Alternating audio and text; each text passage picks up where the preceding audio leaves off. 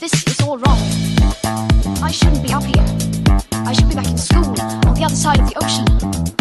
Yet you all come to us young people for hope. How dare you? Boring. Boring. Boring. Boring. You got it work. Don't tell us what we're going to feel.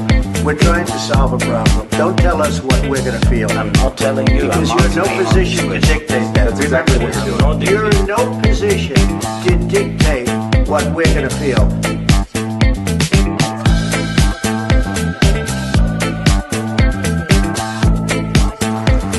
I call again for an immediate ceasefire in Gaza, the return of the sausages, the hostages.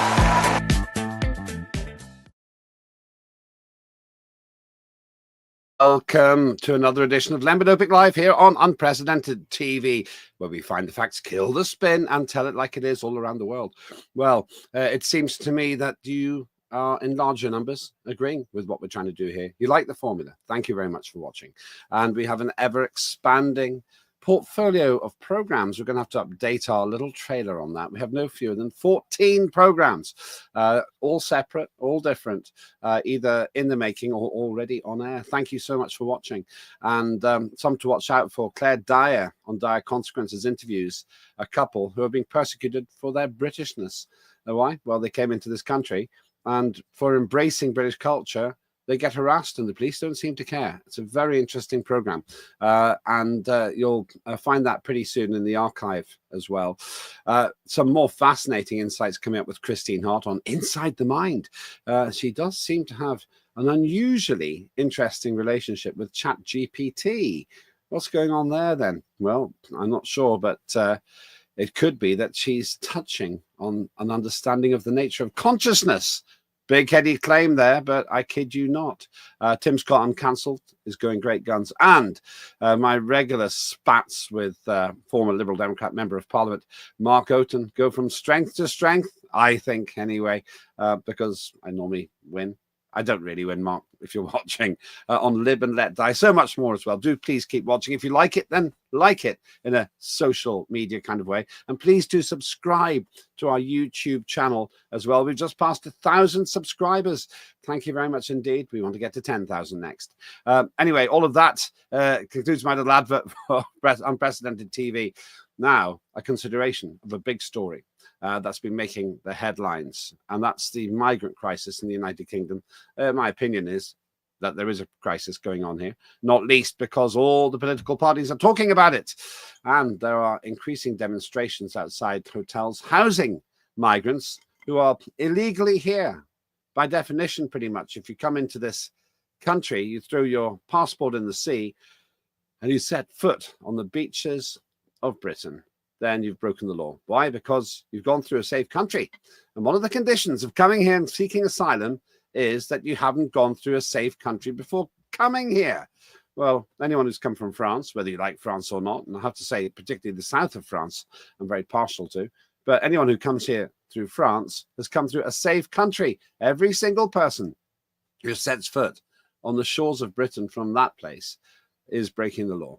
And NIgel Farage, the leader of Reform UK and the favourite, according to the bookies, to be the next Prime Minister, says he's going to deport 600,000 illegal migrants in the first term of a Reform UK government. Is this feasible? And what's been the reaction with the other parties? Well, joining me now, as usual, usually on a Wednesday, we have Nick Buckley, MBE. Very British label, Nick Buckley, MBE. What's it stand for? Member of the British Empire. What does that entitle you to do? Absolutely nothing. But it was That's disappointing. It was a fantastic honour to be given. I got given it for my charity work, stopping kids get involved in crime and getting rough sleepers off the streets. So I won. I got that award for that work. Don't you get special privileges when you travel around what's left of the British Empire or the Commonwealth?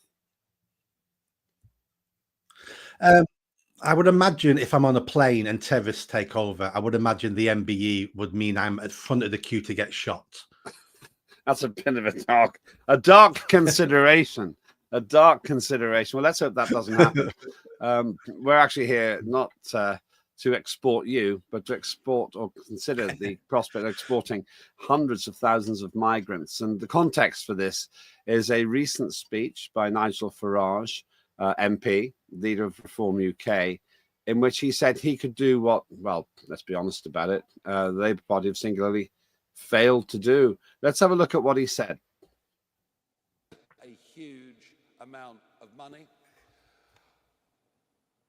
I understand the public have had enough of this, but here's what we have to do to make Operation Restoring Justice actually work. We have to leave the ECHR, no ifs, no buts. It may have been a good idea 80 years ago. Frankly, it isn't today. We have to repeal the Human Rights Act of 1998, brought in by a Blair government, many of whose families seem to do rather well off the back of it. We will, for a 5-year period, disapply the 1951 Refugee Convention and any other barriers that can be used by lawyers in this country to prevent deportations, to prevent the right thing from happening. We'll create a legal duty for the Home Secretary to remove those that come illegally. And crucially, we will detain all illegal migrants who come, and we will do so immediately.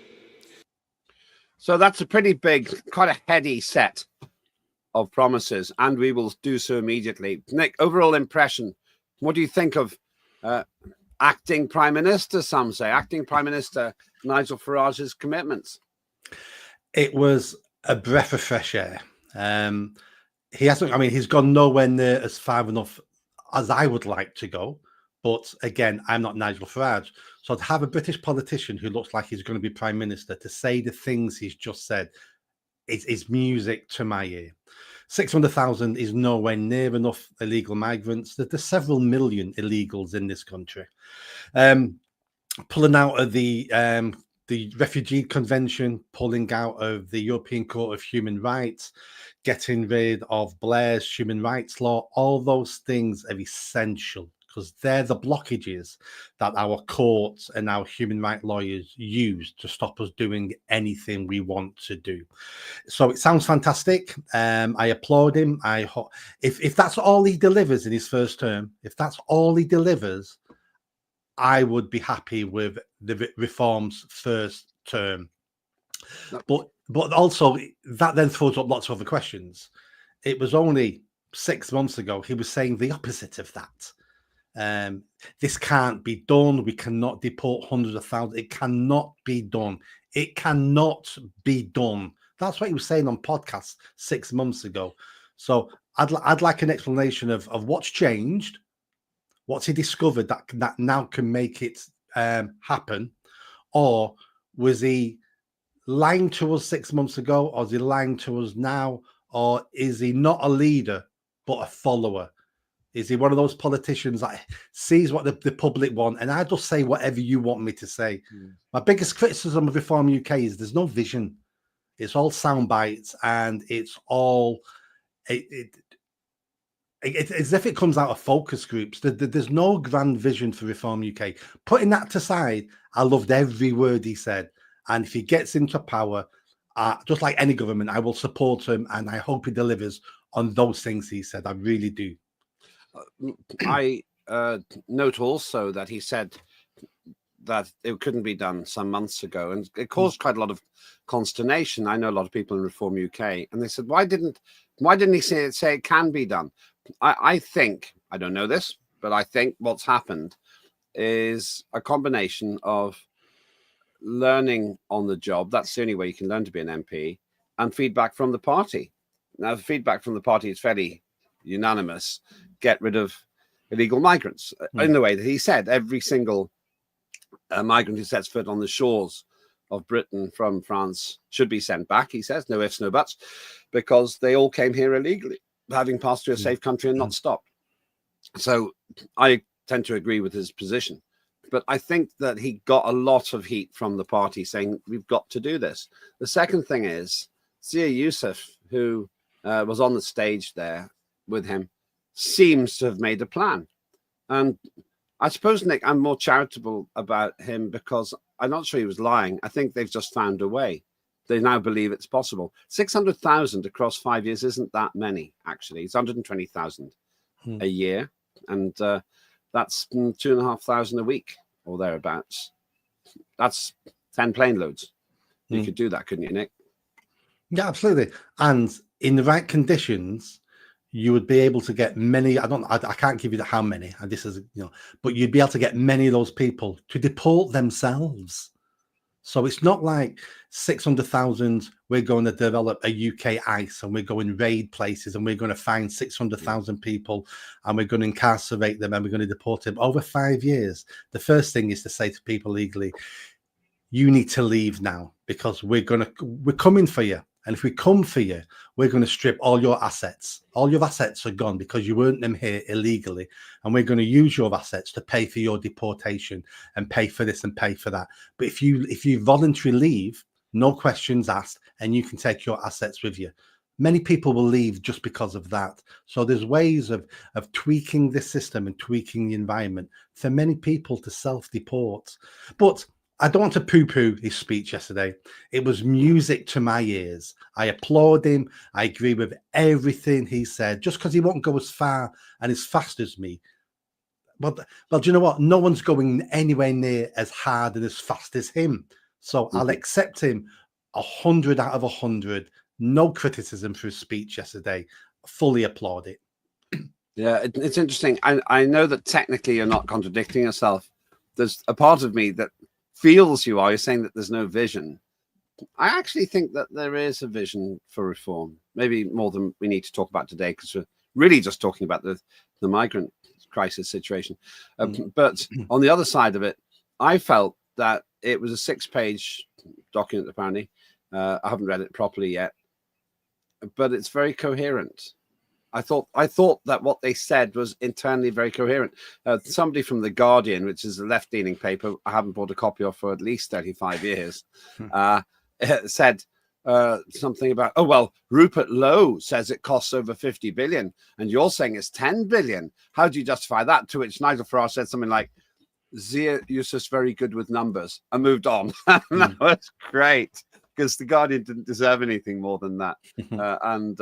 I hope the woman feels she wasted her day going to the big hangar in Oxford Airport. I know Oxford Airport, used to fly in there. I wonder why he did that. Gave it a sense of grandeur. Go on, Nick. He did. What I picked up from that news conference was all the questions, well, not all, many of the questions directed to him were, what's going to happen to these people when we send them back? What's going to happen to them? They could be tortured. They could be murdered. It could be mass executions. You're dealing with the Taliban. Not one question was, NIgel, do you think this is going to stop our women and children being gang raped on street corners? Is this going to make our lives easier? Is this going to make our lives safer? Can my wife go to the shop in the early evening now without being afraid if we start deporting hundreds of thousands of illegal migrants in this country? That would have been a better question but the left in this country always care about foreigners. It's not that we should persecute foreigners, but their priorities and their human rights should always come below British people's rights and British people's security. That's why we have a nation state. It's really strange, isn't it, that there was a lot of hand-wringing about what would happen to these people. If they didn't want to be in trouble back at home, they shouldn't have got themselves into trouble over here. And as soon as you come here illegally, you're in trouble, even if you come from France by train. I think it's almost impossible to get here easily unless you've broken the law and passed through a safe country. I suppose you can in Mogadishu and fly to Britain. I'm not sure many of them are doing that. So they come here, throw their passports in the sea on the boats, or get here in other ways and say, oh, I claim asylum. And I'm not sympathetic. Even if they have a case to be here, not sympathetic to people who've actually got enough money to pay thousands to cross the channel and then pretend by and large, they're anything other than economic migrants. Yeah, I mean, that's why I said if they do this right at the beginning, we'll get many, many people self-deporting. Yeah. If you're an illegal Afghan migrant here and you're going, oh, this country's changed now. And I mean, forget just deportations. We need to look at the benefit system as well. Now, anyone here illegally, anyone who's not born in this country should not be getting welfare, should not be getting unemployment benefit, things like that. If we can change that system, people, I want to see the illegal boats reverse. I want to see them picking up in Dover and dropping off at Calais. Because if we can change the environment here, if we can change what happens to them here, many of them will self-deport back to France because none of them want to go back to their home country. On the Afghan refugees coming here, to the best of my knowledge, and you can correct me if I'm wrong, Nick Buckley, MBE, the best of my knowledge, there isn't a regular Taliban airline service from Kabul to Heathrow Airport. So they must be coming through safe countries too. Or did I miss that new fabulous airline with an amazing first class? No, all the illegals go via a land route because it's very hard to get on a plane. It's very hard to get on the plane and then get rid of your documents and things like that. So I'm sure it happens every now and again. But 99% of these people are coming across mainland Europe and getting an illegal boat across. This wasn't a problem, was it 10, 15 years ago? 10, 15 years ago, no one had ever taken a boat across the channel as an illegal immigrant. It was the Iranians who started doing it first. And look at the mess we're in now. That's the interesting point. I've actually, for the first time, I now realize the veracity of what you've said there. Almost all the illegal migrants claiming asylum must have come through a safe country. In which case, they fail the fundamental Foreign Office and Home Office tests about the legitimacy of your application. It does, but human rights law outpoint that immigration law. So human rights law basically say you need to treat anybody in the world exactly the same as you would treat a British citizen if they step foot on British soil. So once an illegal steps foot on British soil, they have all the same rights and all the same access to services and everything that a British person has. All that comes out of human rights law. That's why that's the key. That's why that has to go straight away. Because how can we deport someone if they have all the same rights as a British person? And if they have all the rights of a British person, what does it mean to be a British person?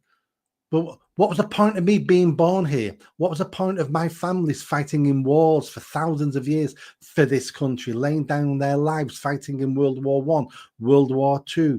Well, what was the point of my ancestors doing all of that if somebody born in Somalia or Chad or Ethiopia can step foot on this green and pleasant land and go, oh, I'm English, I'm British, I'm Scottish. Give me everything you're entitled to, because the law here that says I'm entitled to all of it. And because my life's slightly worse than yours, that means I go to the top of every single list. I go to the top of the housing list. I go to the top of this list. Give me what I deserve, because I'm a semi-god once I step foot on your land. And when you look at it, when you look at this, in this clip, they're almost all men of fighting age, as we often say. I just don't believe these people are being treated like this, but they are. Oh, well, we better consider your asylum claim. No, they've just committed a criminal act, which does cause harm because it costs us a fortune for each of these boats. If there's 50 people on a boat and they cost £1,000, each boat must be costing us at least £1,000 a week. Sorry, £50,000 a week or something like that. It's crazy. Let's think about what Keir Starmer said. There's no way I want to let Keir Starmer off the hook here. No way at all. Let's remember what he said in his pompous human rights lawyer type way. To people smugglers is this: we're breaking your business model and leaving you nowhere to hide.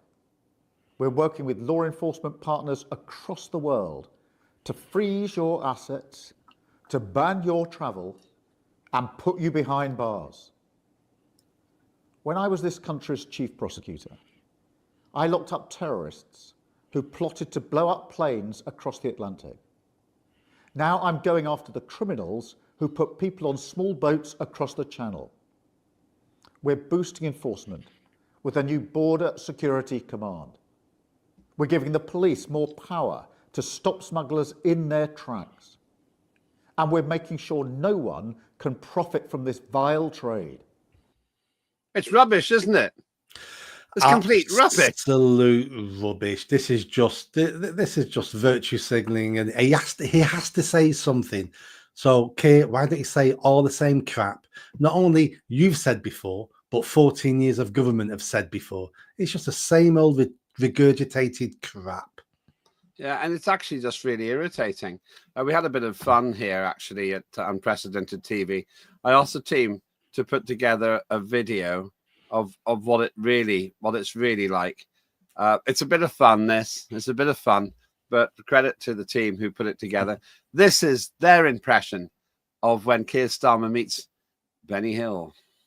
Migration will fall.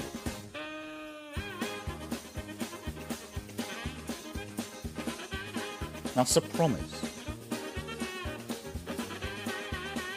Nobody should be getting in a small boat to cross over the Channel. Inward migration is already falling with this government.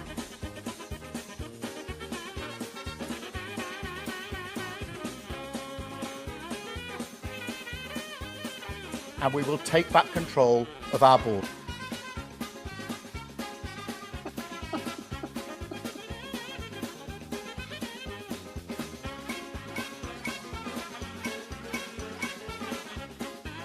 That's a promise.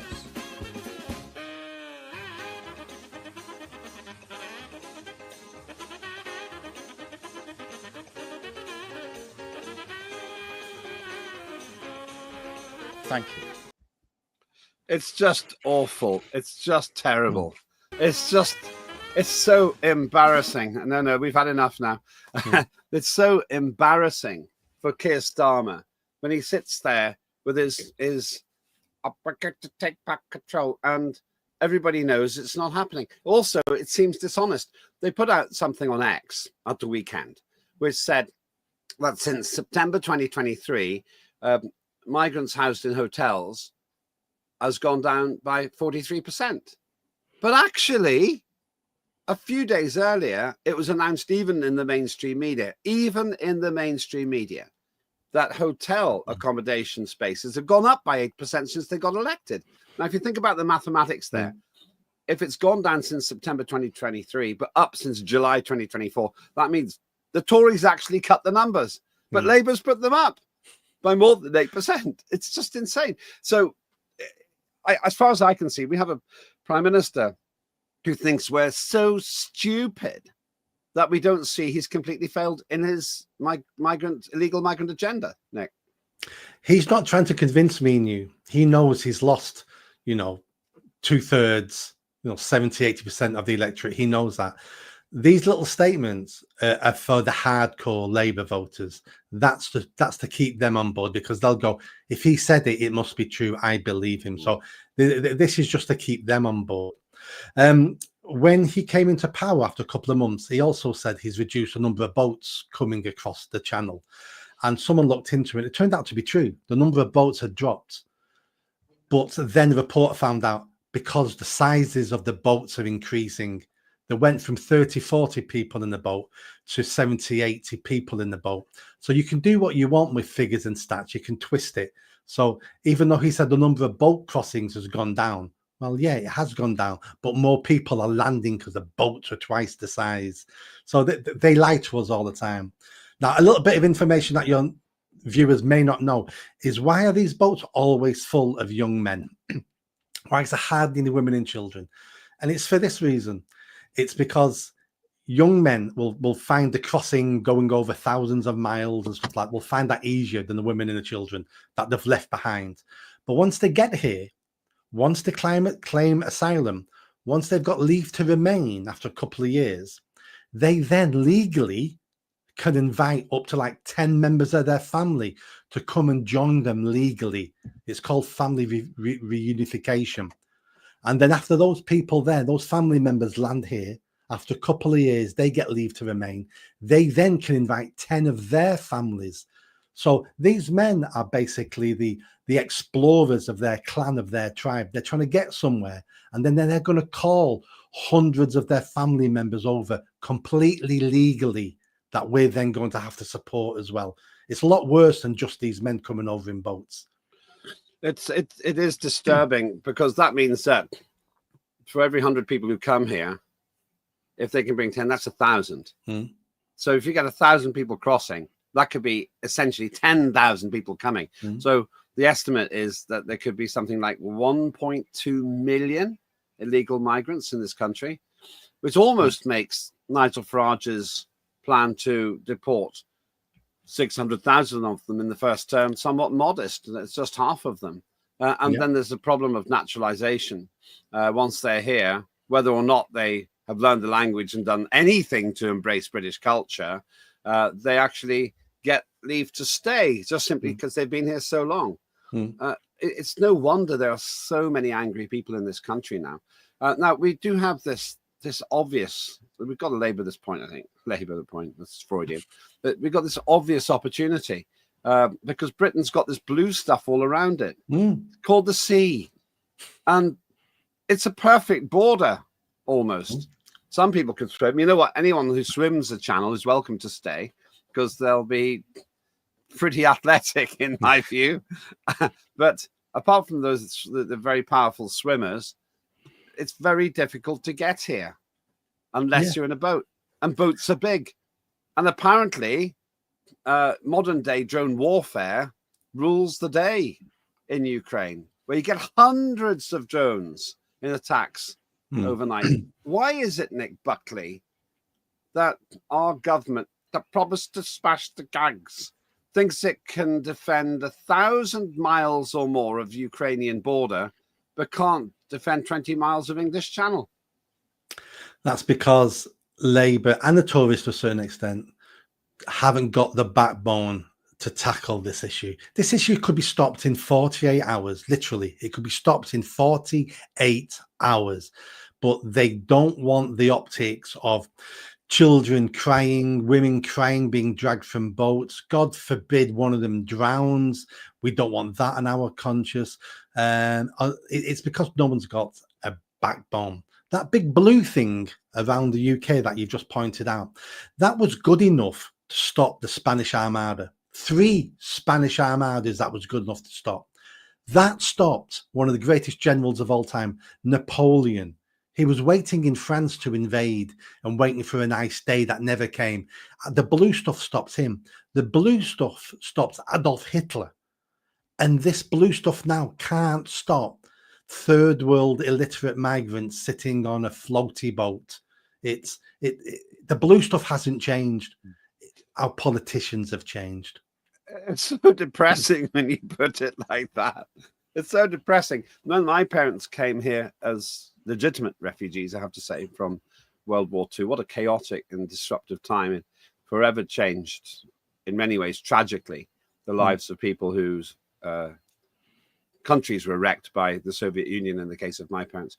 When they came here, there was an acceptance and a tolerance. There were 70,000 Estonians, actually, in the UK. And when Estonia was liberated from the Soviet Union in 1990, many of them went back. My late godfather, who did so much to teach me about farming and actually about Estonian culture, he spent the last days of his life, having been separated for 45 years from his wife, the last days of his life in the house that he himself had built in the early 1900s. They went back because they were genuinely grateful for British hospitality, but they were still embracing the country, a relatively poor country at the time, that had been under the acts of Soviet Union. But these people, they're migrants. Now, economic migrants. Now, I am, in a sense, an economic migrant. I was born in Northern Ireland, and I ended up in the south of England because that's where the work took me. But I always recognise the value of my parents telling me to embrace British culture. And indeed, I mentioned Claire Dyer's show, Dire Consequences, where she she interviews two foreign nationals who've embraced British culture but get persecuted by their own people for that. Now, it seems to me, Nick, the problem isn't people coming here. The problem is people not embracing the culture that lets them in. And Nigel Farage, people say he's a racist. There's no way he's a racist. No way he's a racist. He just wants Britain back. And I wonder if, bringing full circle to what we started with, I wonder if the great fear for the old parties now is they haven't really got a response. Collectively, Labour and the Conservatives have had 15 years since 2010 to do something about it, and they haven't. Things are changing. It was only a few days ago the Tories have put a rumour out that at their autumn conference they're going to be announcing that they're going to pull out of the European Court of Human Rights. They're looking to announce that at their party conference. We've had Labour grandees. We've had Blunkett. We've had Jack Straw, both announcing this last couple of days that we should be leaving the ECHR. Labour should be leaving it. A sitting Labour MP, Graham Stringer from North Manchester, came out a week ago saying we should be pulling out of the ECHR. Things are changing. So 4 years from now, I predict 4 years from now, the main parties in this country will all be saying we're leaving or we're going to suspend our membership of the ECHR.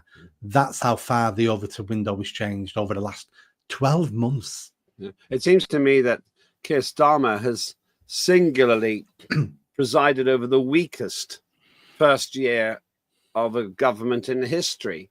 And what he's essentially done is he's handed the keys to Downing Street de facto to the acting Prime Minister, Nigel Farage, who is now, as you infer, defining the policies for all of the political parties. I don't know where the Lib Dems stand on it. They want to rejoin the European Union. They don't seem to see the contradiction here, because if we rejoin the European Union, then we don't have a border. Then the water might as well not be there, because once you're in the EU, you don't have to present your papers anymore. So Lib Dems, they're off with the fairies as far as I'm concerned in terms of their coherence. I'm sorry to say that, because I spent so much time trying to build that party up in the 90s and noughties. But Labour and Conservative are both running to catch up with Farage. When Farage made his speech in Oxford, you could hear them. The Tories said, oh, that was our idea, actually. Well, why didn't you flipping implement it then in the 14 years you were in? And Labour said, oh, it's all been written on the back of the fact packet. Why are you copying it then? Why are you copying it, Starmer? And of course, nothing from David Lammy. I don't think he understands it. It's too complicated for him. So it seems to me now that Farage is essentially running the country, at least running migrant policy. I look at it slightly differently. I don't think Tories and Labour are looking at Nigel going, we need to do what he's doing, because Nigel is only doing what Nigel is doing because he's seen the way the public have changed their opinions in the last 12 months. So everybody is trying to chase votes. Everybody's trying to catch up with the public mood in the country. Nigel is just slightly ahead of the curve because he was already ahead of the curve. But I think it's the public. I think the public are driving this agenda. I think this agenda is going to look a little bit more extreme than it does today. I think reform will get more extreme. And I don't mean extreme in a bad way. I mean extreme as in what the public want. And that's extreme in a democracy in our country these days. Giving the people what they want. This was never meant to be like this. That's not the sort of democracy I want to be part of. Those people. But with reform, I've got some big issues coming down the line. But at the moment, you know, they're saying the right things on immigration. But once if the Tories ever get a half decent leader, ever find their feet, the Tories can decimate reform to a certain extent. So, you know, another 4 years is a long time. Labour, you know, I don't think Keir Starmer is going to last much longer. I don't think he wants to be there much longer. He hates it. He never goes out in public. He never speaks to anybody because he gets booed. The only time you see him on TV is in a warehouse speaking where he knows everybody, or he goes abroad. He doesn't go anywhere. He doesn't meet the public because they all boo him. I think Starmer is going to hand over the baton to Angela Rayner. I know them two don't get on, and I don't think he cares. I think he'll be thinking, how do I save my reputation? The only way I get to save my reputation is to make the ultimate sacrifice. I'm handing power over to a woman. The Labour Party has never had a female prime minister. We've got Angela Rayner from a council estate, worked for trade unions. I'm going to step down to give this woman power. And he's hoping that will be his legacy in the history books, because if he leaves it much longer, he's going to be ousted. I'm not sure. I'm not sure he hates it. I think he's a sociopath. I don't think he has normal feelings. And I think that's got himself into some rather hot water in another area, which we won't go into today. But Keir Starmer is guilty of that same offence, in my view, that Nick Clegg was guilty of. It wasn't that he wanted to be prime minister to achieve something. He just wanted to be prime minister. He just wanted the job. And as a result, he got the job, but he had nothing to do with it. Boris Johnson wanted to be prime minister, didn't know why. So my feeling, Nick, is that he actually can't contemplate life after being prime minister if he doesn't get to do it for 5 or 10 years. And I think he's got jobs lined up at the WEF, at the this, at that. He's going, I mean, he's a very rich man now. He's going to be Tony Blair type rich once he leaves office. But he's going to be poor in terms of his legacy. I mean, it's essentially been disastrous. I can't see how he can turn it round. He would have to have a personality transplant to turn it round. But I think that's why he's going to hand it over to a woman. That will be his legacy. I'm the first prime minister, man, a white, straight man, to hand over power to a woman in the Labour Party. You made some assumptions there, Nick, but okay, carry on. Yeah, I just think he wants a legacy, and he knows his legacy's gone. His reputation's ruined. The only way he can salvage something is handing over to a woman. I think that's going to be his get out. I'm not leaving because I'm a failure. I'm not leaving because I couldn't smash the gangs. I'm not leaving. I'm leaving because the Labour Party needs a female prime minister. Yeah, it's difficult though, because I mean, he did so badly. He's done so badly with Trump, for example, where he looks like his little office worker boy who picks up the papers. It sums him up, basically. And these little unintended moments of supplication, I think is the word. Yeah. If I was him, I'd be saying, I don't meet Trump. Trump don't like me. We're going to do no deals. Nothing's going to work out me meeting Trump. I'll get more brownie points by being a statesman who says, oh, I don't meet Trump. He'd get a bit more credit out of it by saying that, but he doesn't because he's afraid and he's trying to get the crumbs off Donald Trump's table. It does seem to me he's desperate to get that kind of recognition. But let's finish where we started. Nigel Farage, clearly the favourite in the bookies' eyes to become the next prime minister. I think I've got a more optimistic, more positive view of him than you do. I think he said the right things. He said the things that I wanted to hear in his speech. And however hard they try to imply that he's a racist, it begins to look ridiculous. Everyone's a racist. Well, really? Everyone's a racist. We're told this all the time. The word, I think being called a racist over 30 years, I think it's damaged Nigel Farage psychologically, because he's always bending over backwards not to appear as a racist. I think it's damaged him. And I think that's why he doesn't want to go too hard on immigration and things like that. I think psychologically, 30 years of being called a fascist, a Nazi, Hitler, has taken its toll. I just, when I meet him, I don't feel he is damaged.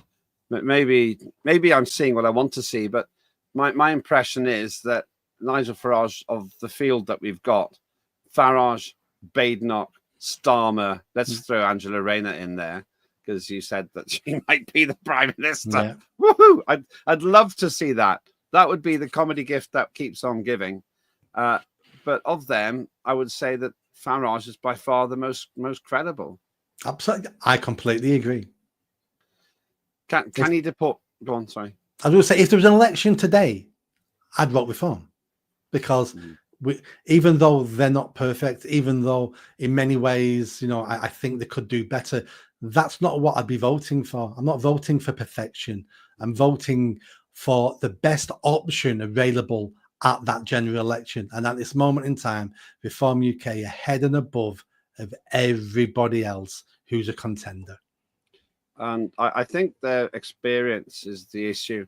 They haven't been in a position where they can prove that their ability to govern is sufficient at this stage. But I think they know this, because otherwise, if they get elected tomorrow, then the civil service will try to do what they always do, try to carry on doing whatever they're doing, try to stop that 600,000 being deported. Oh, no, Prime Minister, no, you can't do that. And here's why. I think that would be the danger, but I think they're aware of it. My personal opinion is, for that reason, they should really want a 2029 election, because that gives them 4 more years to get ready. But to finish with a question I often ask you, Nick, do you think the country is savable if it goes to 4 years? If it takes another 10 years, it's completely savable. The only people who can destroy this country are the British.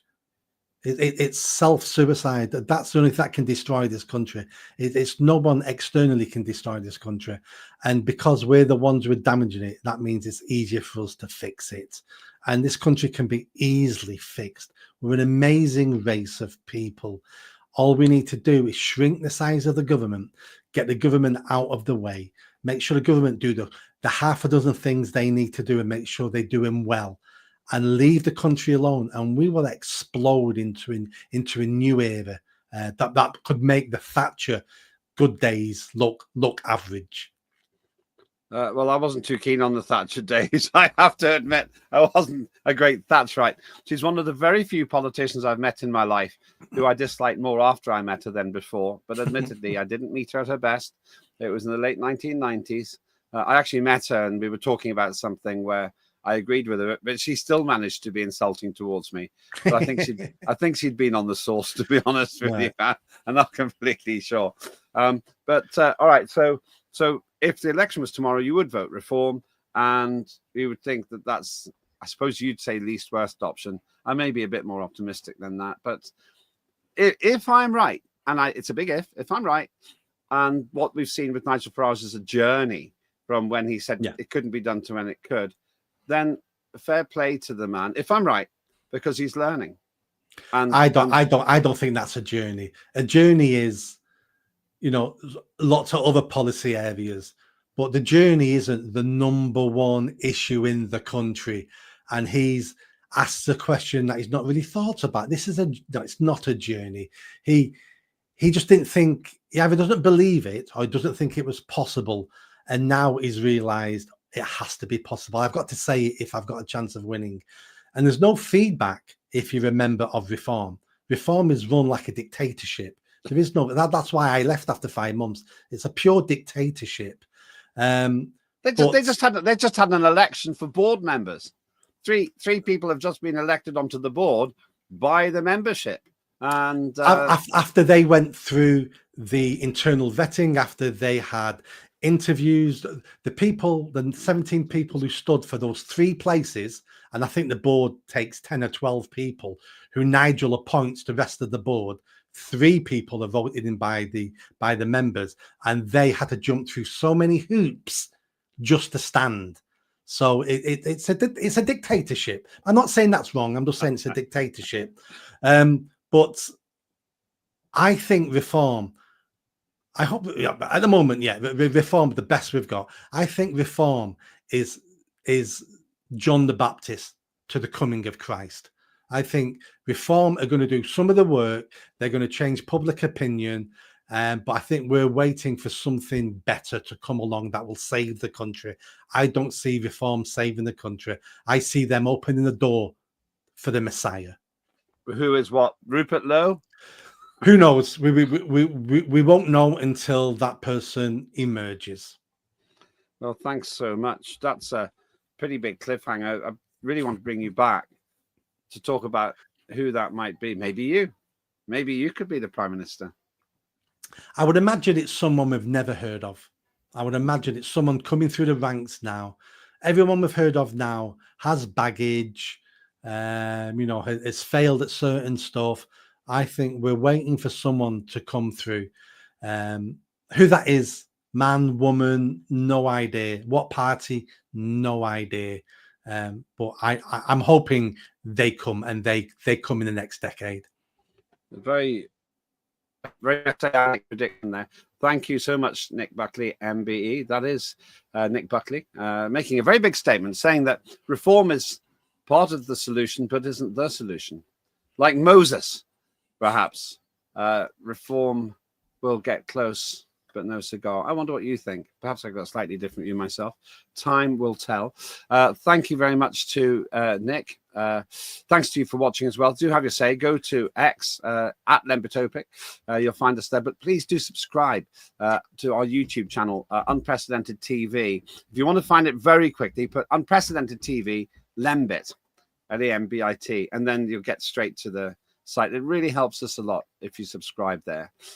If you like what we're doing. And we are, by the way, going to be starting an entertainment channel as well. News and Views, Channel 1, Entertainment or Arts and Culture, Channel 2. That'll be, it's a few weeks away now, but we're going to start that as well. Always been the plan. And that will be a great opportunity for you to hopefully see a cultural dimension, which isn't just Vanilla Sky. Though it's a great film, it's not a great state of mind. Thanks very much, everybody. Have a very good day wherever you are. If you're watching this on the archive, you will, of course, be able to compare what we've said on the program with what's actually happened out there. And don't forget, Claire Dyer has got some very, very gritty episodes of Dire Consequences, which you can watch live or you can watch in the archive too. Best place to watch it is YouTube, but we'll keep making that easier and easier as time goes by. So thanks wherever you are, whatever you're doing, and share your views with us as well. Have a very good day. I'm Lembit Opik. This was Lembit Opik Live on Unprecedented TV. This is all wrong. I shouldn't be up here. I should be back in school on the other side of the ocean. Yet you all come to us young people for hope. How dare you? Boring. Boring. Boring. Boring. You got it work. Don't tell us what we're going to feel. We're trying to solve a problem. Don't tell us what we're going to feel. I'm not telling you. Because you're in no position to dictate that. That's exactly what you're doing. You're in no position to dictate what we're going to feel.